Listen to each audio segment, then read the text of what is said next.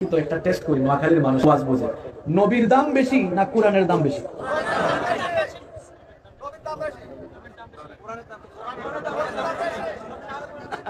জটিল প্রশ্ন।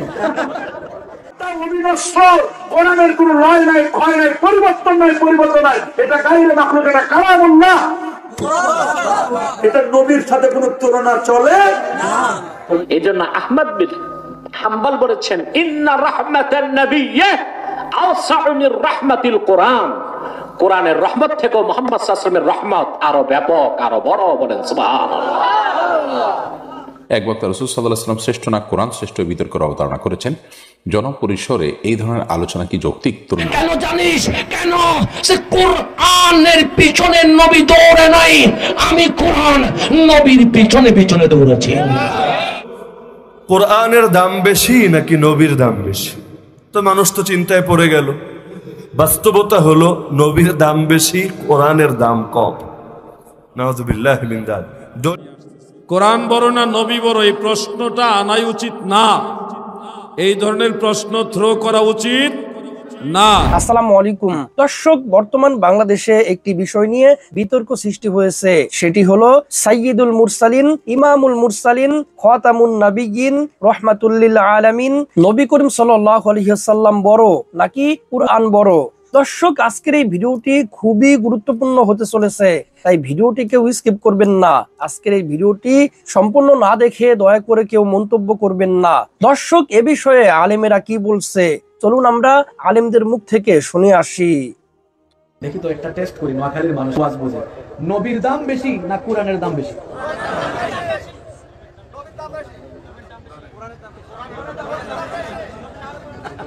জটিল প্রশ্ন। নবীর দাম বেশি, কে কে হাত তোলেন? কয়েকজন। কোরআনের দাম বেশি? আজকে কিন্তু যারা বেশি হাত তুলছে তারা ফেল করছে। নবীর দাম বেশি। না না, একটু ব্যাখ্যা দিই। এখন কেমনে ব্যাখ্যা দিই? নবী মক্কায়, কোরআন মক্কি। নবী মদিনায়, কোরআন মদিনায়। তাহলে নবী যেখানে কোরআন সেখানে, বরং কোরআন যেখানে নবী সেখানে নয়, নবী যেখানে কোরআন সেখানে। সুবহানাল্লাহ। কেমনে? নবীজি নামাজে, আল্লাহ নামাজে কোরআন নাযিল করেছে। ওই যে কিবলা পরিবর্তনের কাহিনী জানেন না আপনারা? এই আয়াতটা নাযিল হয়েছে কোথায়? নামাজের ভিতরে। ক্বালু ইন্না সামি'না কুরআনান আজাবা। সূরা জিনের এই প্রথম দিকের আয়াতগুলো নাযিল হয়েছে কোথায়? নামাজের ভিতরে। নবীজির তিলাওয়াত শুনে এরা এগুলো বলেছিল। তাহলে নবীজি নামাজে, কোরআন নাযিল হয়েছে নামাজে। নবীজি উটের পিঠে, কোরআন সেখানে নাযিল হয়েছে। নবীজি মক্কায়, কোরআন মক্কি। নবীজি মদিনায়, কোরআন মদিনায়। অন্য নবীরা ওহী গিয়ে আনছেন। মুসা নবীকে আল্লাহ ওহী দিবেন, বললেন মুসা তুমি একটু তুর পাহাড়ে আসো। আল্লাহ ডেকে নিয়ে দিয়েছেন। আমার নবীকে আল্লাহ ডেকে দেন নাই, ফেরেশতা পাঠায়া নবীকে দিয়েছেন। সুবহানাল্লাহ। তাহলে নবীর দাম বেশি না কোরআনের দাম বেশি?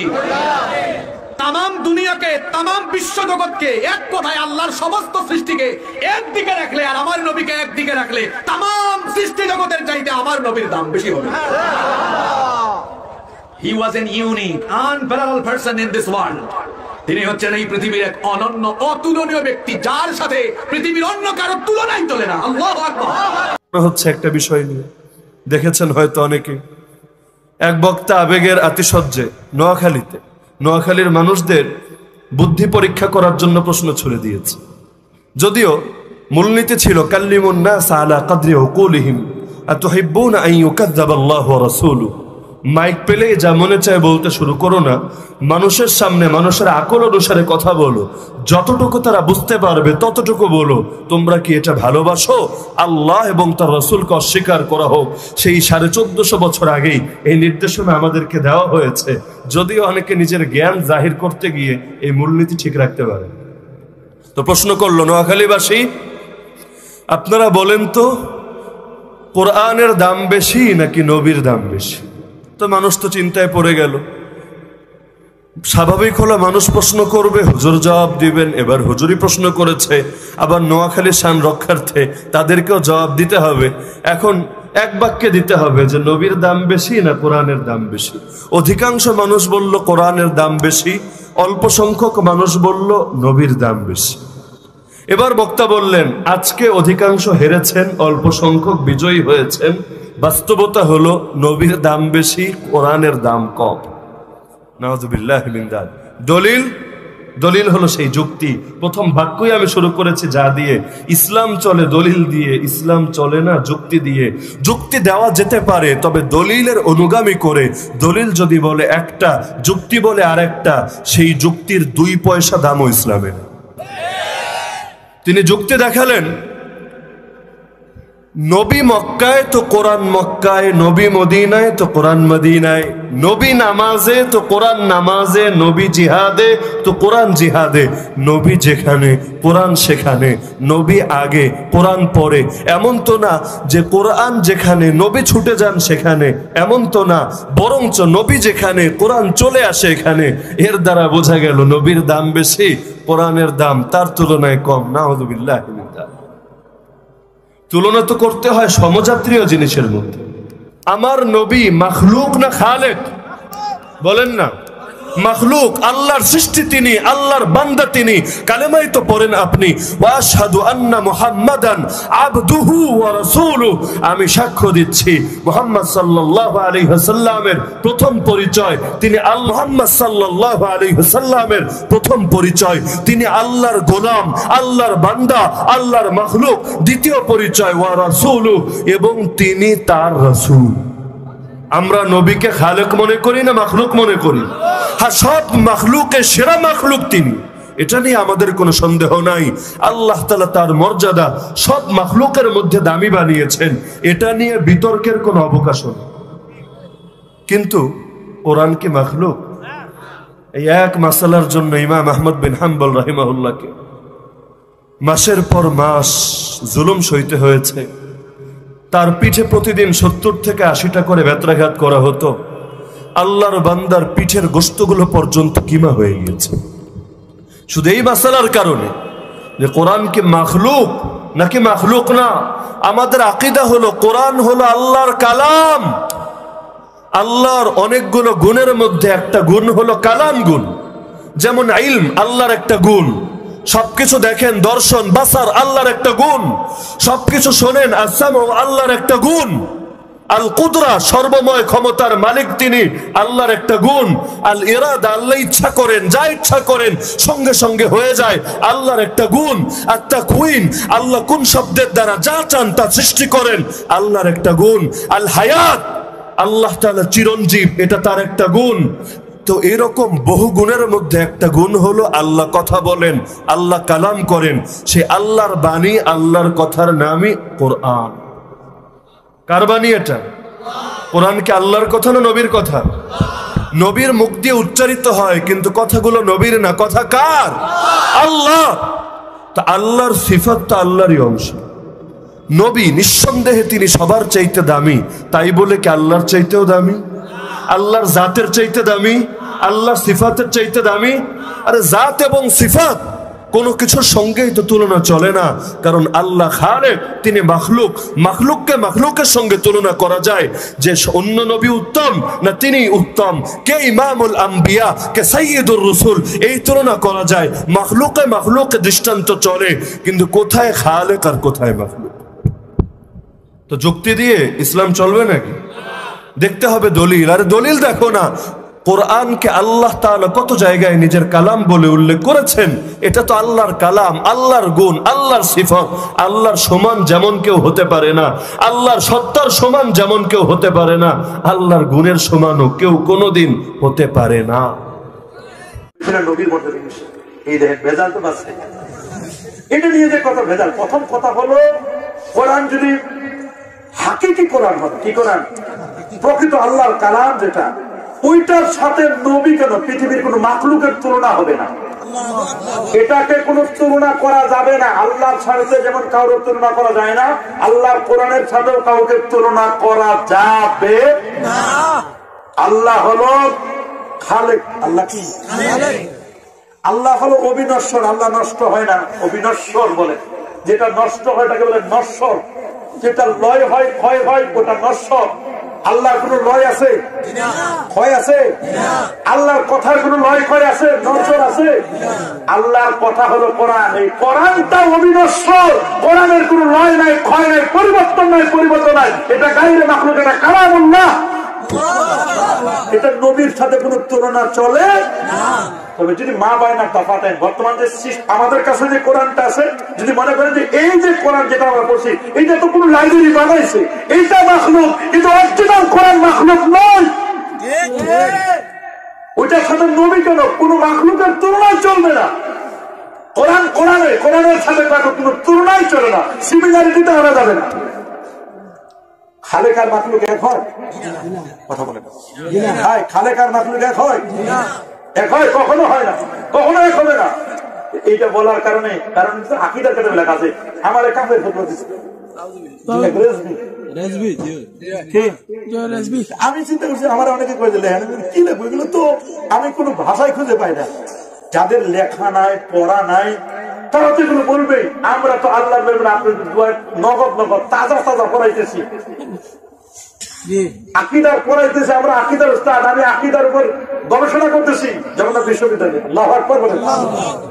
আকীদার উপরে পিএইচডি হচ্ছে আমাদের। আল্লাহু আকবার বলেন। সুতরাং এগুলো নিয়ে আপনাকে বুঝতে হবে আমরা তো আকীদা পড়াশোনা করি। আল্লাহর কালাম তো সিফাত, সিফাতের সাথে আল্লাহর সিফাত, আল্লাহর সিফাতের কোনো লয় নাই, ক্ষয় নাই, ওটার সাথে কোনো তুলনায় চলে না।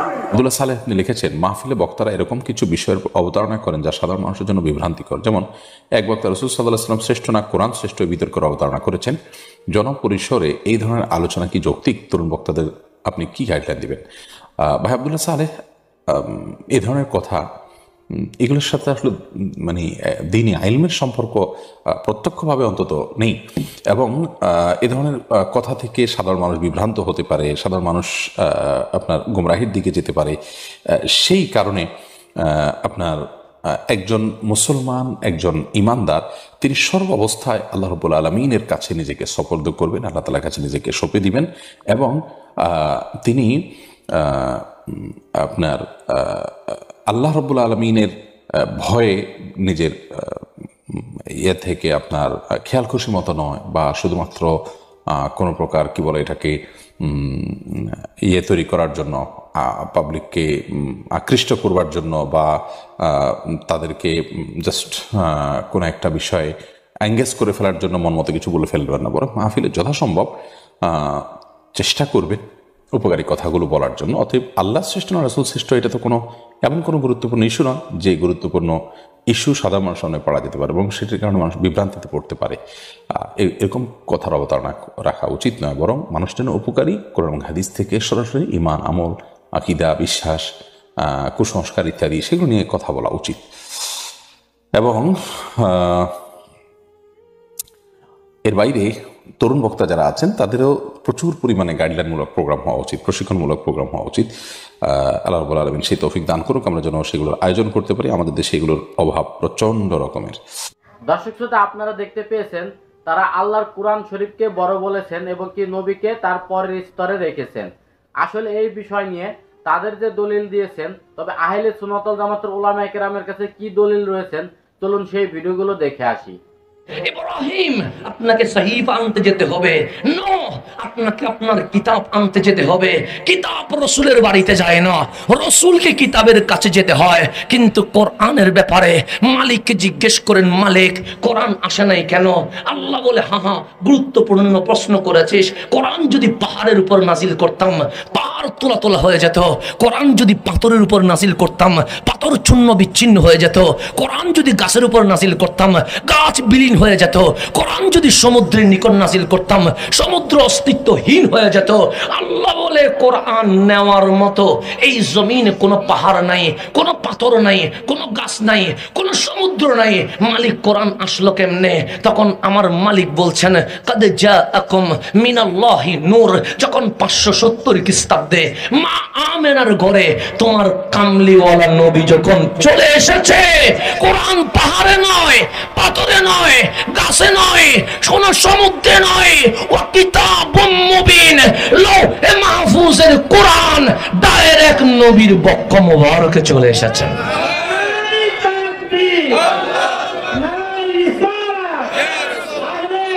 ওয়াল জামাত কোরআন সুন্নাহর আলো মানকুরাহাটির পক্ষ থেকে। তাহলে এখন আসেন, কোরআন পাহাড়ে এসেছে, পাথরে এসেছে, গাছে এসেছে। আল্লাহ বলে আলাম নাশরাহ লাকা সাদরাক, হাবিব আমি কি আপনার বক্ষকে প্রশস্ত করে দেয় নাই? যেই কোরআন পাহাড় নিতে পারে নাই, যেই কোরআন পাথর নিতে পারে নাই, যেই কোরআন গাছ নিতে পারে নাই, যেই কোরআন সমুদ্র নিতে পারে নাই, যেই কোরআন পৃথিবীর কোন নবী রাসূল নিতে পারে নাই, আপনার বক্ষ মোবারক 30 পারা কোরআন নিয়ে নিয়েছে। এখন আসেন, কোরআন বুঝতে চান? বুঝতে চাননি? এখন আসেন সামনের দিকে যায়, গভীরভাবে খেয়াল করবেন। বিসমিল্লাহর আগে সূরা ফাতিহা আছে না নাই? বিসমিল্লাহ পরে সূরা ফাতিহা। সূরা ফাতিহার পাশে লেখা আছে মক্কিয়া, কি লেখা আছে? সূরা বাকারা। বিসমিল্লাহ পরে সূরা বাকারা, উপরে লেখা আছে মদনিয়া, আছে না নাই? আমি মিথ্যা বলছি মনে হয়? তাহলে কোরআনে বিসমিল্লাহর আগে কোরআন বলে আমি 2 প্রকার, আমার নাম মক্কি, আমার নাম মদনী। কোরআন কয় প্রকার? তো কোরআন হবিগঞ্জিও তো হইতে পারত, কোরআন সিলেটি হইতে পারত, কোরআন সাতগামী হইতে পারত, কিন্তু কোরআন হবিগঞ্জি নয়, কোরআন সিলেটি নয়, কোরআন চাটগামী নয়। কোরআন বলে আমি মক্কি, কোরআন বলে আমি মদনী। আমি তাওরাত উল্টিয়ে দেখেছি, তাওরাতে কোনো প্রকার নাই। আমি ইনজিল উল্টাইছি, ইনজিলে কোনো প্রকার নাই। আমি জবুর উল্টিয়ে দেখেছি, জবুরে কোনো প্রকার নাই। 100 সহিফার অনেক অংশ বিশেষ আলেকজান্দ্রিয়ার পুরাতন লাইব্রেরিতে আমার চোখে দেখার সুযোগ হয়েছে। ফিলিস্তিনি, ইয়াবাদি, মাসরি এরকম কোন প্রকার নাই। 103 কানা কিতাব কোন প্রকার নাই। আল কোরআন বলে আমার নাম মক্কি, আমার নাম মদনী। কোরআনকে জিজ্ঞেস করেন, কোরআন তাওরাত আল্লাহর কিতাব, ইনজিল আল্লাহর কিতাব, জবুর আল্লাহর কিতাব, 100 সহিফা আল্লাহর কিতাব, ওখানে কোনো প্রকার নাই। তুমি মক্কি, তুমি মদনী, কেন কেন কেন? তখন আমার কিতাব বলছে, শোন শোন, প্রত্যেক নবী রাসূল কিতাবের কাছে গিয়েছে। আমি কোরআনের পিছনে, নবী দৌড়ে নাই, নবী দৌড়ে নাই। তো ঘটনা কি? যে নবী যখন মসজিদে, আমি কোরআন মসজিদে, নবী যখন বাজারে, আমি কোরআন বাজারে, নবী যখন হাঁটে, আমি কোরআন হাঁটে, নবী যখন জিহাদে, আমি কোরআন জিহাদে, নবী যখন বাড়িতে, আমি কোরআন বাড়িতে, নবী যখন পাহাড়ে, আমি কোরআন পাহাড়ে, নবী যখন মেরাজে, আমি কোরআন মেরাজে, নবী যখন জমিনে, আমি কোরআন জমিনে।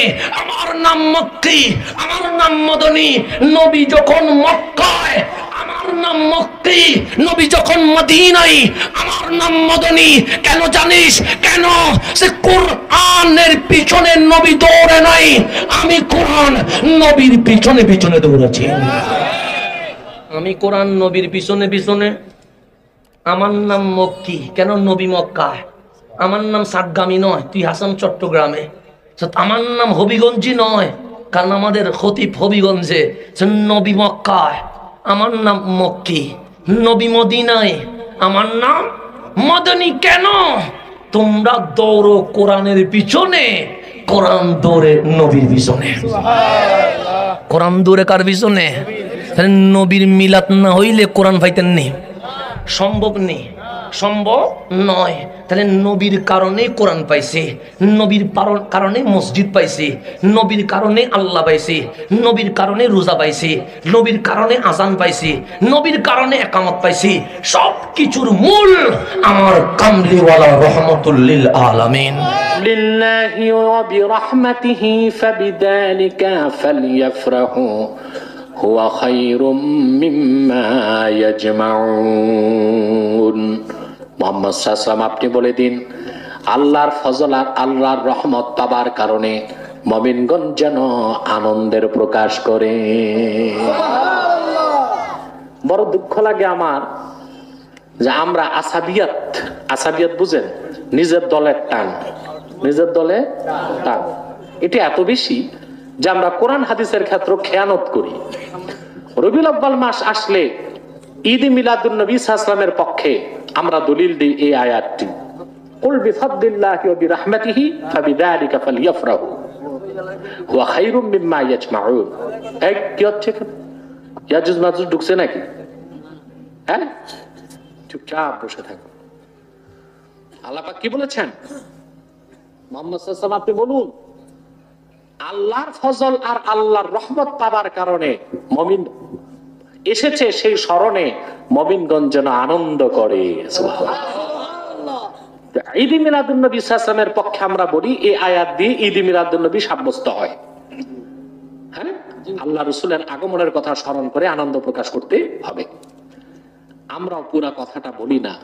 আবার যারা ঈদ মিলাদুন নবীর বিপক্ষে, তারা ঢালাও ভাবে বলে এই আয়াতে আল্লাহ কোরআনের কথা বলেছেন, রাসূলের আগমনের কথা মনে করে আনন্দ করতে বলেন নাই, কোরআনের কথা স্মরণ করে আনন্দ করতে বলেছেন। এটা খেয়ানত। আসল কথাটা বলেন।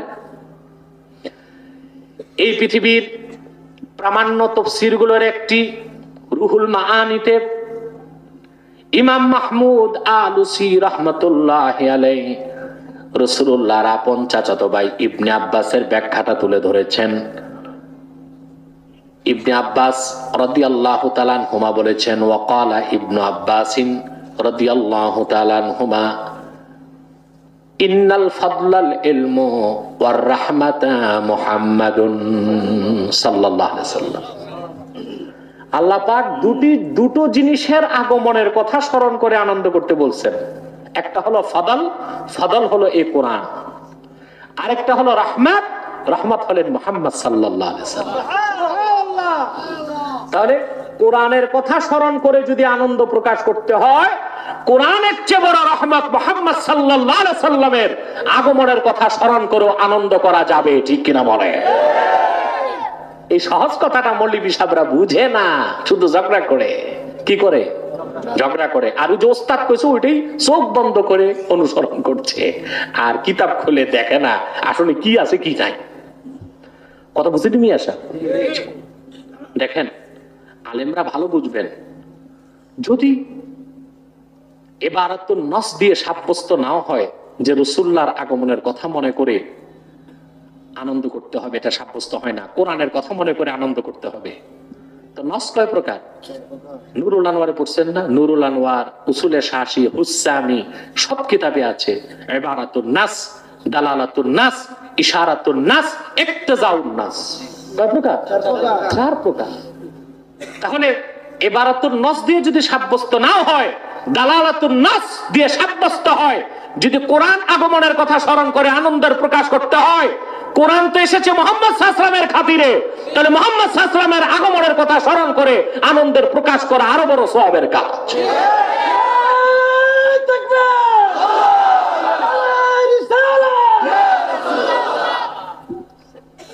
বলেন রহমত হিসেবে বড় কোনটি, কোরআন না রাসূল? রাসূলুল্লাহ সাল্লাল্লাহু আলাইহি ওয়াসাল্লাম। এটা কোন হাদিসও যেতে হবে না, সরাসরি নসে কোরআন দিয়ে সাব্যস্ত। আল্লাহ কোরআনকে কি বলেছেন দেখেন, কোরআনে দেখেন, وَنَزَّلْنَا عَلَيْكَ الْكِتَابَ تِبْيَانًا لِكُلِّ شَيْءٍ وَهُدًى وَرَحْمَةً وَبُشْرَى لِلْمُسْلِمِينَ। হাবিব মুহাম্মদ সাল্লাল্লাহু আলাইহি ওয়াসাল্লাম, এই কোরআন আমি আপনার উপর নাজিল করেছি তিবিয়ানাল লিকুল্লি শাই, সবকিছু সুস্পষ্ট ব্যাখ্যা হিসেবে, ওয়াহুদাও ওয়া রাহমাতাও ওয়া বুশরা লিল মুসলিমিন। এই কোরআন পৃথিবীর সকল মুসলমানের জন্য শুভ সংবাদের বাহন, সকল মুসলমানের জন্য রহমতের কান্ডার, আর সকল মুসলমানের জন্য হেদায়েতকারী। আল্লাহ কোরআনকে বলেছেন রাহমাতুল লিল মুসলিমিন, রাহমাতুল লিল। আর হুজুর কি বলেছেন? ওয়ামা আরসালনাকা ইল্লা রাহমাতাল লিল আলামিন। হাবিব মুহাম্মদ সাল্লাল্লাহু আলাইহি ওয়াসাল্লাম, গোটা সৃষ্টির জন্য আমি আল্লাহ আপনাকে রহমত হিসেবে প্রেরণ করেছি। এই জন্য আহমদ বিন হাম্বল বলেছেন ইন্না রাহমাতান নাবিয়্যি আওসাউ মির রাহমাতিল কোরআন। কোরআনের রহমত থেকে মুহাম্মদ সাল্লাল্লাহু আলাইহি ওয়াসাল্লামের রহমত আরো ব্যাপক, আরো বড়। বলেন সুবহানাল্লাহ। তাহলে কোরআন এসেছে সেই স্মরণে যদি আনন্দ প্রকাশ করা যায়, তাহলে মুহাম্মদ সাল্লাল্লাহু আলাইহি ওয়াসাল্লাম আগমন করেছেন ১৫০০ বছর আগে রবিউল আউয়ালের ১২ তারিখ। সেই কথা স্মরণ করে যদি আনন্দ প্রকাশ করা হয় তাতে কোনো দোষ নাই, বরং সওয়াব আছে। আর সেই আনন্দের প্রকাশটাই ঈদে মিলাদুন নবী সাল্লাল্লাহু আলাইহি ওয়াসাল্লাম। সে আনন্দ ইদানিং একটা কথা অনলাইন অফলাইনে ভাসতেছে যে নবী বড় না কোরআন বড়, কোরআন বড় না নবী বড়, এই ধরনের কথা একটা ভাসতেছে। সাধারণ মুসলমান, আপনারা এই ধরনের বিষয় নিয়ে কখনো তর্কে লিপ্ত হবেন না। আর আমি এই কথাটা সামনে নিয়ে আসার কারণ হলো, এটা ইতোমধ্যে এতটাই ভাইরাল হয়ে গেছে, সর্বমহলে সর্বস্তরে আলেমরা এটা আলোচনা করছেন। এখন যদি আমরাও কিছু না বলি, মানুষ হয়তো একটু বিভ্রান্তির মধ্যে পড়ে যাবে। সেই সুবাদে আপনাদেরকে বিষয়টা নিয়ে আসতেছি। কোরআন বড় না নবী বড়, এই প্রশ্নটা আনাই উচিত না। এই ধরনের প্রশ্ন থ্রো করা উচিত না। কোরআন এটাও মহাসম্মানিত, আমার দয়াল নবী মহাসম্মানিত। কোনটাকে ছোট বলবেন আর কোনটাকে বড় বলবেন, এটা বলা আপনার প্রয়োজন নেই। এই সাবজেক্টে যাওয়ার আপনার দরকার নাই। খুব সেনসিটিভ বিষয় এটা। আমরা যারা আলেম সমাজ, আমরা নিজেরা বসে অনেক বিষয় আলোচনা করতে পারি, আওয়ামের সামনে নয়, সাধারণ মানুষের সামনে সব কথা আলোচনা করা উচিত নয়। মনে রাখবেন, যদি বলা হয় কোরআন বড় না নবী বড়, উত্তরে যদি বলে কোরআন বড়, এটাও ভুল হবে না। আবার যদি বলেন নবী বড়, সেটাও ভুল হবে না। কিন্তু জটিল বিষয়, খুব খেয়াল করে শুনবেন এই বিষয়টা। এক নম্বরে মনে রাখবেন, কুরআনুল কারীমের দুইটা অবস্থা। কয়টা অবস্থা? আল্লাহ তাআলা বলেছেন, যালিকাল কিতাবু লা রাইবা ফিহি, এটা সেই কিতাব। এখানে জালিকা শব্দ দ্বারা লৌহে মাহফুজের কুরআনুল কারীমকে ইন্ডিকেট করা হয়েছে। লৌহে মাহফুজে কি ছিল? কোরআন ছিল। আমার আল্লাহ এটাও বলেছেন, বাল হুয়া কুরআনুম মাজিদুম ফি লাওহিম মাহফুজ। এই কোরআন মূলত ছিল লৌহে মাহফুজে। নাস্তিকরা আবার এখানে সুযোগ নিবে যে যেই কোরআনের মধ্যে কোনো সন্দেহ নাই, সেটা লৌহে মাহফুজের কোরআন। দুনিয়াতে যে কোরআন আসছে এটা সেই কোরআন না। নাউজুবিল্লাহ বলেন। এজন্য ক্লিয়ার করে দেই, কোরআন লৌহে মাহফুজে যা ছিল সম্পূর্ণটা হুবহু জমিনে আল্লাহ তাআলা তাই পাঠিয়েছেন। যার কারণে আল্লাহ তাআলা পৃথিবীতে কোরআন নাজিল করে বলতেছেন, নাহনু নাযালনা যিকরা ওয়া ইন্না লাহু লাহাফিজুন। আমি আল্লাহ এই কোরআনুল কারীমকে নাজিল করেছি এবং আমি আল্লাহ নিজে এই কোরআনের হেফাজতকারী। সুবহানাল্লাহ। এখানে তুলনা দিলে আদবের খেলাফ হবে, বেয়াদবি হবে, কারণ এটা আল্লাহর সাথে সম্পৃক্ত। নবীজির মর্যাদা যদি বলা হয় কোরআনের চেয়ে নবী বড়, আমি পূর্বেও বলেছি, সেটাও ভুল হবে না। কোন ক্ষেত্রে ভুল হবে না? শুনুন আমার ভাইরা, বলুন তো কোরআনের কয়টা অবস্থা বলেছিলাম? জোরে বলেন। দুইটা। একটা অবস্থা সম্পর্কে মোটামুটি আপনারা বুঝলেন। আরেকটা অবস্থা যেটা লফজি অবস্থা, মানে বাহ্যিক কোরআনুল কারীম কাগজের মধ্যে কালি দিয়ে লেখা, যেটা মানুষ দেখে ধরতে পারে, মুসহাফ যাকে বলা হয়, কোরআনুল কারীমের মুসহাফ। এই অবস্থাটার চেয়ে ওলামায়ে কেরাম, আহলে সুন্নাতুল জামাতের ওলামায়ে কেরাম সবাই বলেন যে কোরআনের এই অবস্থার তুলনায় আল্লাহর রসুলের মর্যাদা আরো বেশি। সুবহানাল্লাহ। এই জন্য একচেটিয়ে কোরআন বড় নবী ছোট যেমনি বলা যাবে না, নবী বড় কোরআন ছোট তেমনি বলা যাবে না। মোট কথা হলো এই বিষয়টা নিয়ে তর্ক বিতর্কই করা যাবে না। সম্মানিত দর্শক শ্রোতা, আশা করি সম্পূর্ণ ভিডিওটি দেখেছেন এবং সবকিছু বুঝতে পেরেছেন। দর্শক, কুরআনও আমাদের জানের জান, নবী করিম সাল্লাল্লাহু আলাইহি ওয়াসাল্লামও আমাদের জানের জান। নবী করিম সাল্লাল্লাহু আলাইহি ওয়াসাল্লামও আমাদের মাথার তাজ, কুরআনও আমাদের মাথার তাজ। যদি কাউকে প্রশ্ন করা হয় তোমার কিডনি বড় নাকি তোমার ফুসফুস বড়, প্রশ্নটা করা হবে উদ্ভট প্রশ্ন। প্রশ্নটা যুক্তিসম্মত প্রশ্ন করা হবে না, কারণ আমাদের কাছে কিডনি ও ফুসফুস দুটিই বড়। তেমনি ভাবে নবী করিম সাল্লাল্লাহু আলাইহি ওয়াসাল্লাম এবং কুরআন দুটিই আমাদের জানের জান, দুটিই আমাদের কাছে পৃথিবীর সমস্ত কিছুর থেকে দামি। আর এই দুটি জিনিস পেয়ে যারা আমরা খুশি, আমরা সকলেই মহান আল্লাহ সুবহানাহু ওয়া তাআলার শুকরিয়া আদায় করি। আলহামদুলিল্লাহ, আলহামদুলিল্লাহ। তো দর্শক, আজকের এই ভিডিওটি এ পর্যন্তই। আজকের এই ভিডিও নিয়ে আপনাদের মন্তব্য কি? আপনাদের মূল্যবান মন্তব্য অবশ্যই কমেন্ট সেকশনে জানিয়ে দিবেন। ভিডিওটি ভালো লাগলে লাইক এবং শেয়ার করে দিয়েন। আর হ্যাঁ, নিত্য নতুন আপডেট ভিডিও পেতে চ্যানেলটি সাবস্ক্রাইব করতে ভুলবেন না। দেখা হবে নতুন ভিডিওতে। ততক্ষণ ভালো থাকুন, সুস্থ থাকুন। ফি আমানিল্লাহ।